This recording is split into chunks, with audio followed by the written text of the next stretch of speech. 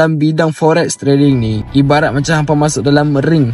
Hampa kena buang ketakutan hampa tu. Sifat tamak dan takut adalah emosi yang membunuh para trader. Bila hampa dah profit, hampa kelam kabut nak double layer. Hampa nak tambah layer. Bang, itu adalah risiko yang paling tinggi bang. Itu adalah sifat-sifat tamak. Bagi untuk sifat-sifat takut pula, bila floating, hampa takut nak cut loss hampa punya floating. Benda ni jangan takut bang, benda ni. Hampa masuk dalam bidang forex trading ni, ibarat macam hampa masuk dalam ring.